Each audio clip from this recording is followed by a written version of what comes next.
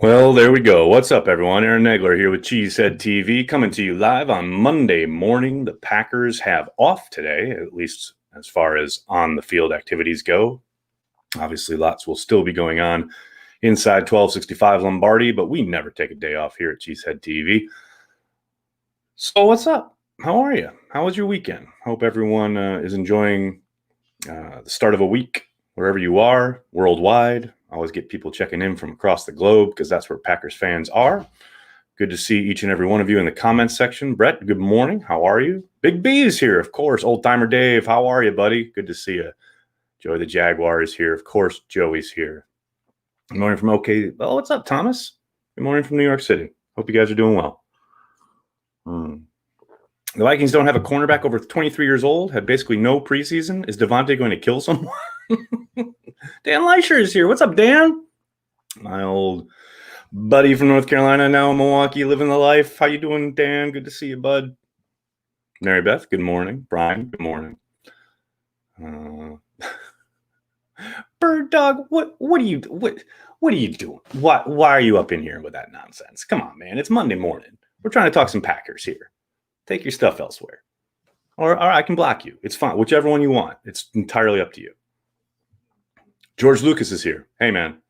Pity about those prequels, but love those first two. Eau Claire's in the house. What's up, Will Glass? And good morning. Chattanooga checking in. What's up, Joel? South Texas is here. What's up, Zeke? Danny Miller. What's up? So, obviously, the big news in the NFL this morning, anyway, is Leonard Fournette getting traded. So let me get this right out of the way. No. There. Taking care of that from the Packers angle. How's New York City? New York City is great. It's lovely. Beautiful day. Gorgeous morning. Although my neighbors have been doing some work and you might hear hammering in the background. Other than that, it's really good. Why did Jacksonville release him? A combination of factors. Mostly, I think it's internal stuff, trying to get a clean slate in the locker room, so to speak. I think that's something they've been doing for years since the AFC Championship game without much success. But also, I don't think he fit very well into what they do on offense. And I'm not sure how well he fits into what anybody does on offense in the NFL these days. You look at the fact that he had 76 catches. That's what will be pointed to. Well, there's a guy who can help you in the passing game. Well, certainly. But I think given what his salary was set to be and the fact that, they brought in Chris Thompson over the offseason, somebody that the offensive coordinator is much more familiar with, etc. I think there's a lot that goes into that decision. There's no question that they are yet again cleaning house in Jacksonville, except for the people who probably need to be cleaned out, namely the GM and coach. Afternoon from the UK. Where will Fournette land? Lenny, I have no idea. The fact that they have been trying to trade him since the draft. That's right. Leading up to the draft, they were trying to move him and found no takers. And as Doug Marrone said this morning, they couldn't get anybody to bite on anything, whether it was a 6th round pick, 5th round, 6th, 7th round, nothing. So Brian Gutekunst got more for Ty Montgomery than the Jacksonville Jaguars could get for Leonard Fournette. Got a hat with that logo. I love this logo. I love this hat. I love this. I almost bought a new one when I was in Green Bay, just as a backup in case anything ever happened to this one. Jill, oh no. Good morning, Aaron. Just tested positive for COVID. Cheer me up with Packers news. Jill, stay safe. Please take care of yourself. And hey, we're here for you, right? We're here to talk Packers. We're here to take your mind off of it for a little bit. That's what we do here at Cheesehead TV. We want to be your oasis, at least during these chats. When do roster cuts begin? John, Saturday, this upcoming Saturday. The Packers will not be on the practice field today, Monday, or tomorrow, Tuesday, but then Wednesday, Thursday, Friday, they have their final 3 camp practices. And then Saturday, they make the cut to 53, which, as Brian Gutekunst pointed out, will eventually, hopefully, be a 69. Because there are 16 players that will be on the practice squad. Of course, those 16 have to make it through waivers. So we will see what ends up happening there. But yeah, the cut down will be on Saturday. And make sure you're here on the channel all throughout Saturday. I'll be live intermittently throughout the day as news comes in. We'll be tracking everything on the website. It'll be a busy day. So hydrate. Don't get too crazy so you're not too hungover on Saturday morning, and join us all day Saturday to follow along with the cuts. Riley, thanks for the super chat. Just think of it, Nagler. 5 running backs if we sign Fournette, of which only 1 can carry the ball at a time. Riley, that kind of blows my mind. Look at you thinking outside the box. I love it. Any surprise cuts? It wouldn't be a surprise if I knew what they would be. I don't foresee anything glaring and or shocking, but you never know. Craig with the question du jour of the past week or so. MVS going to break out this year? I mean, it depends on your definition of breakout, right? I don't think he's going to put up monster numbers or anything, but I do think he's going to be a much more reliable target and a legitimate weapon in the passing game, which is something you probably couldn't say of him last year as far as his accountability and availability, trustworthiness, what have you. I will say, so far, and it is still very early, but so far, he is very much proving that when you're judging guys between the white lines, obviously it comes down to performance, and there's no question about it. But there is some validity to guys who are fighting through things to stay on the field, which MVS most certainly was for the latter half of last season. And judging by what we've seen this summer, there's no question that ankle was affecting him a hell of a lot more than he was letting on last year, because the suddenness, the explosiveness, the fluidity that you're seeing this summer is leaps and bounds above what he put on tape kind of the last half of the last season. So it's something to think about, undoubtedly. Joe's Home Theater, what's up, buddy? Thanks for the super chat. Lots of Jordan Love talk this weekend. Yeah, from all accounts. I wasn't there, obviously, but he looked better yesterday. It was interesting to read about how he was floating things early and then he settled down and had his best day of camp. I remember another quarterback who floated passes early until he settled down and then was a 3-time MVP. I'm not saying. I'm just saying. Will Goody and his team be looking to sign guys cut by other teams? Given no names thus far, I would imagine teams have very different views of the same player. I mean, that last part, KJ, is very, very much the case regardless of the year. I think this year is going to be tough because of the fact that you have so little information to go on. Now, that said, you heard Gutekunst talk about it, and we've heard other teams, personnel people talk about the fact that these guys are now scouring Twitter and scouring the internet and looking at camp reports and trying to get every morsel of information that they can.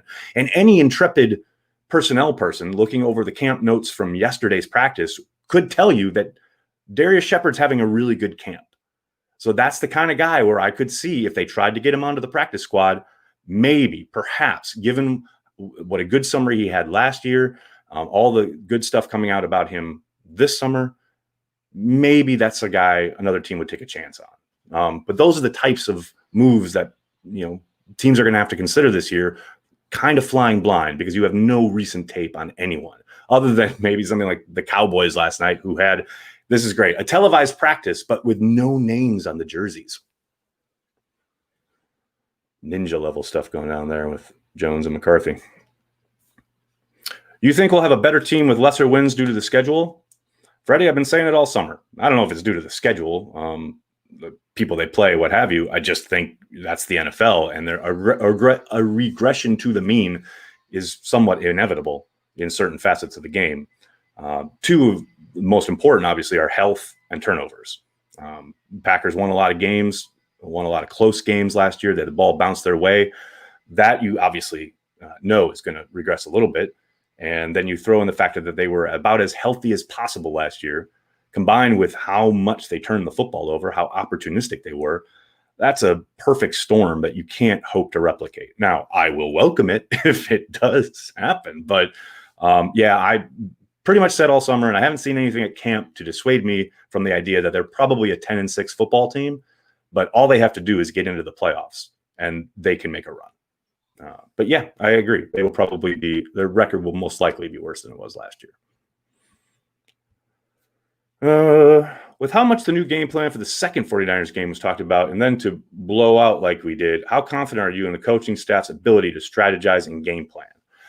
Daniel, I'm actually very, very confident because one opponent does not determine your worth, your readiness, what have you. There's no doubt. they got outcoached in both of those games. That's a matchup issue, and there's certainly something to be dug into there when it comes to matching up with the 49ers. But as a whole, as a condemnation of the staff, no, I don't buy that. They did a great job in many other situations and leading up to many other games last year. Obviously there's a measuring stick when it comes to beating the best of the best. And right now the 49ers are certainly that in the NFC, but I don't use it as a completely broad brush to paint worry onto the coaching staff's ability. Now, do they have to bring their A game and do much better this year when they travel to San Francisco? 1,000,000,000%. No question about it. Valdir get a call soon? Sly, I would think so. I don't know anything. Obviously, I'm on the outside looking in, but given what we've seen at the tackle position, I would. And as I've said a couple times, I think they'll wait until after week 1 to do so. But yeah, it would behoove them to make that call. Is Billy Turner legitimately pushing Wagner for the right tackle spot? Joe, I am not allowed to say. I can only say they are in competition and the competition is legitimate. And given the fact that Wagner has missed so much time, it would not surprise me in the least to see Billy Turner as the starting right tackle. But they have another week of competition, if not more. This is going to be the longest 2 weeks of our Packer lives. Go back. Carl, you ain't lying. Sam Shields or Jair Alexander? Woo, Northwoods.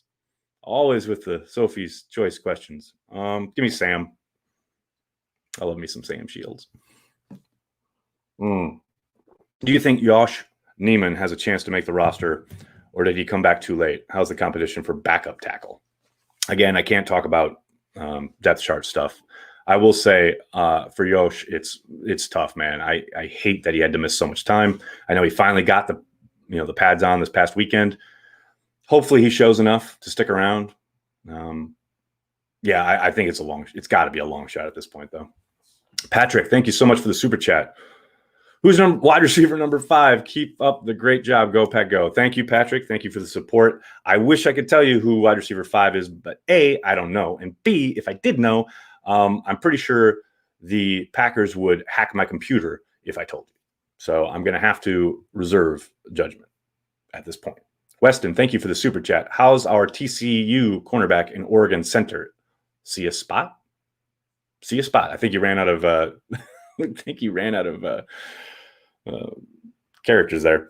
Chugging along nicely. It's hard for me to talk about a lot of these guys because of the restrictions that are in place. Once the season starts, I can say whatever the hell I want because it'll be out. We'll be watching games and we'll be, all seeing the same thing. And the Packers can't keep it under wraps. But given that they still give me credentials, I can't say much about how they're looking in regards to making the squad, contributing this year, what have you. I will say Hansen has looked good, has looked solid. And that's about as much as I can say. Has Ty Summers progressed at all? Does DeGuara look like he could be fun to watch? 100% on that second one, Derek. You see the athleticism. You see the upside. I think he's swimming a lot as far as the playbook goes and just his overall responsibilities, which is no surprise given how much he's being asked to learn on the fly with no offseason on the field. As far as what was the first one? Sorry, I missed it. Ty Summers. Yeah, I think he's progressed nicely. Again, we haven't seen any live work, which is where his big question marks come. We've seen the young guy sessions at the end of practice where he has looked good.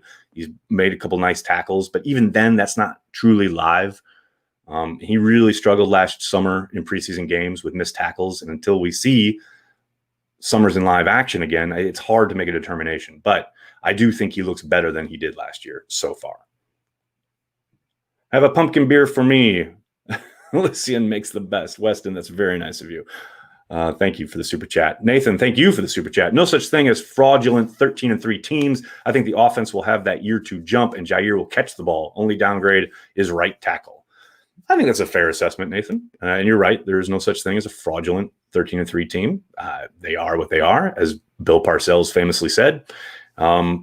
But I don't think it's any question that you can look at that 13-3 record and say they won a lot of close games. The ball bounced their way a number of times, and it's hard to think you're going to be able to replicate that.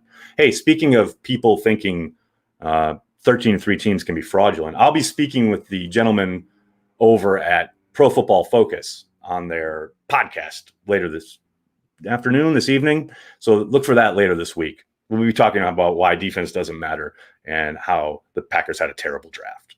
Or so I've been told. Should be fun. Jesse, thanks for the super chat. Looking for a big step up from Big Bob Tonyan, as you should be. He looks 100% better after a year, which saw him miss a ton of time last year, obviously with that injury suffered in Dallas.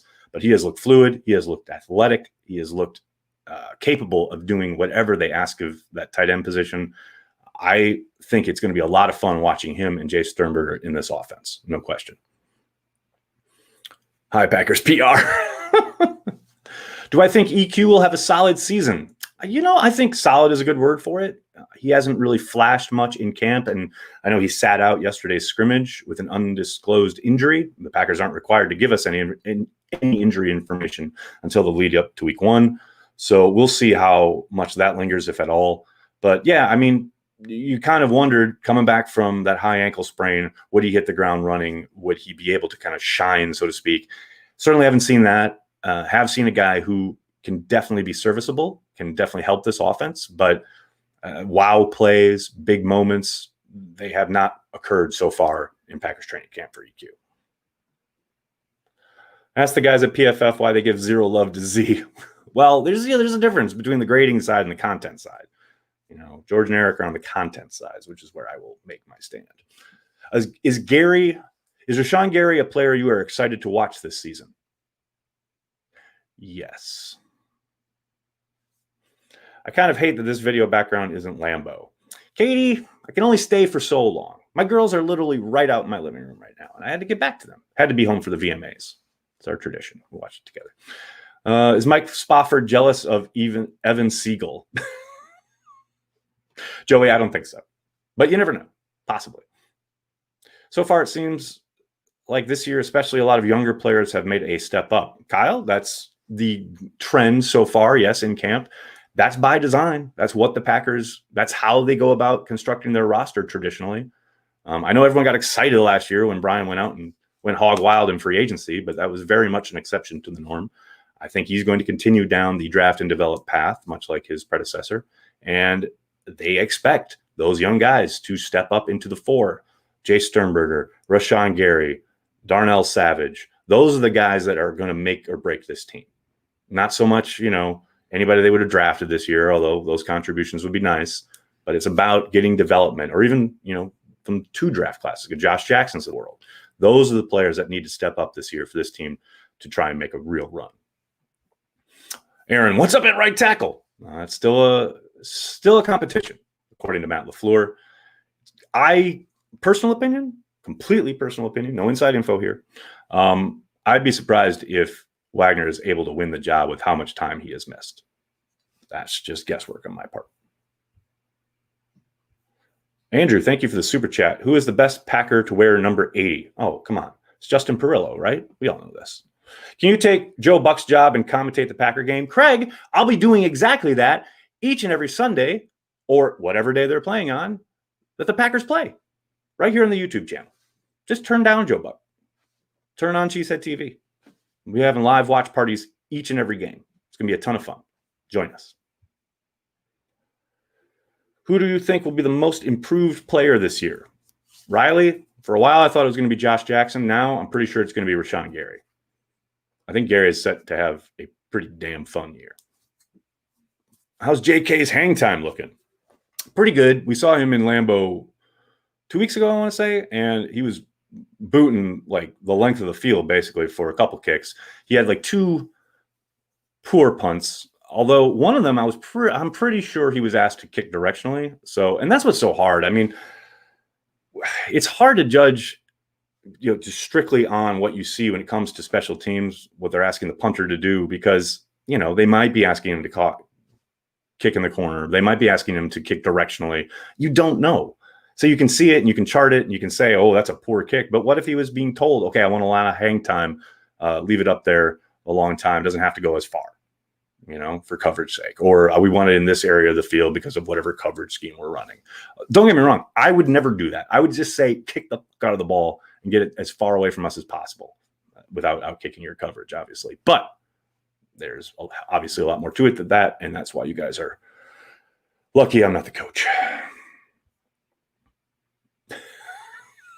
Dustin.